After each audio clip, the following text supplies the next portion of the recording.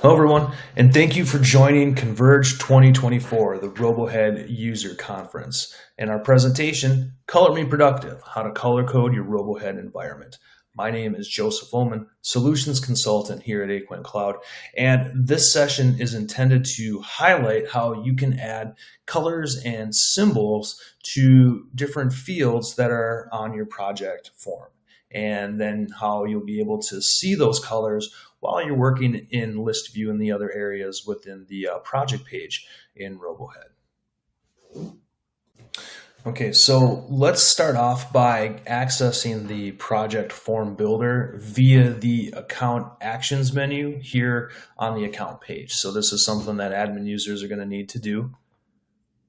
We click on the modify icon for the project form, and then from here we just simply select the field that we want to color code. And then over on the left, select Add Modify Field Options. And then you're going to see Enable Field Colors that you can then check on and off to then add those colors. Now, keep in mind that this is only available for single select field types. So if it's a single select drop-down menu or a radio button, those will be available for this, but any multi-select drop-downs or checkbox fields won't be color-coded. So just again, click on Enable Field Colors and then either type in the hex value that you want to go with or use the color selector tool. Now, if you're like me and you're not sure which colors to use, or you don't know which colors go well together, or you don't want to use this color selector tool for everything, there is a site that you might find helpful. It really helped me get a lot of these values plugged in, and it is the mycolor.space website. Now it's space, S-P-A-C-E. All you do is you just type in the hex value that you want to use as your starting color, or use the color selector here and click generate.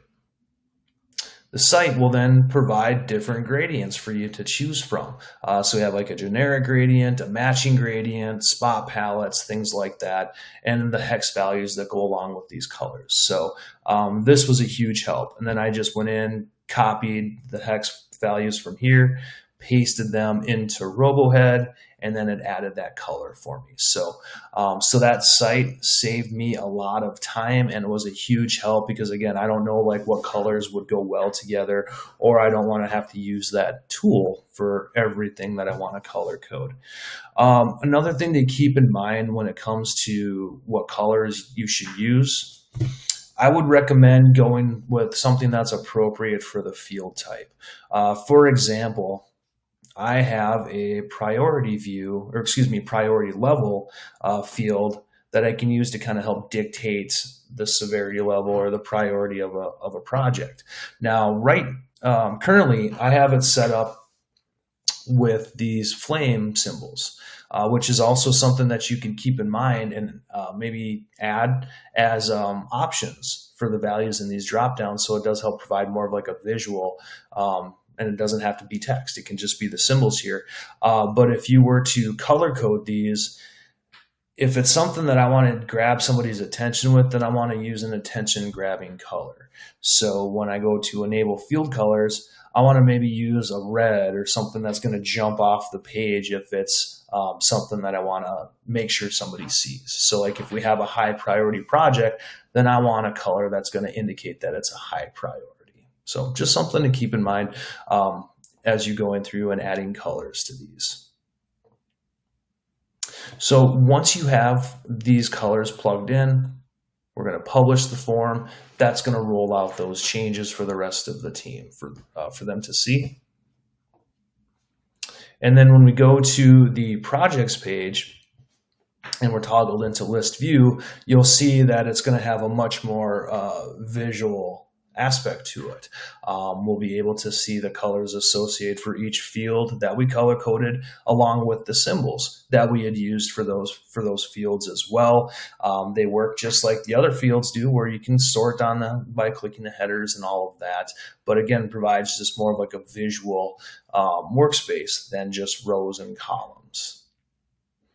These colors will show in other areas of the project page as well. So if we were to toggle into the calendar view, for example, we'll be able to see the colors associated with however we have the page toggled. So like right now, I have it toggled to show me my projects based on type. So it shows me the associated colors with each one of those values. If I were to toggle to project status, it'll show me the colors associated with each one of those statuses. If I were to toggle into Kanban view, it's going to give me the option to toggle between status and type from here as well, so I can see the colors associated with each one of those fields. And then the same thing if I were to hop into Gantt chart view, I can see the colors associated with the type or the status here. So also something to keep in mind when you're deciding which colors to use is how you want your team to see those colors as they're working with these different toggle options in the different views beyond just the list views, since it does transfer into those other views within RoboHead as well. So with that, everybody, I hope that you've found this information helpful. It does take a little bit of planning to get these colors rolled out. I would recommend, asking the team for any feedback. They may have ideas of what colors they want to use, or maybe what symbols they want to use, things like that. So definitely check with them to see if they have any ideas. And then it's about going into the form builder, working with those single select fields, the radio buttons and the single select drop downs, and then plugging in those colors. Again, mycolor.space is a really good resource for finding those different colors and finding which ones might work best for you based on that starting color that you want to go with. So thanks everybody for your time. I hope you found this information helpful, and I hope you all have a great rest of your day. Thanks again.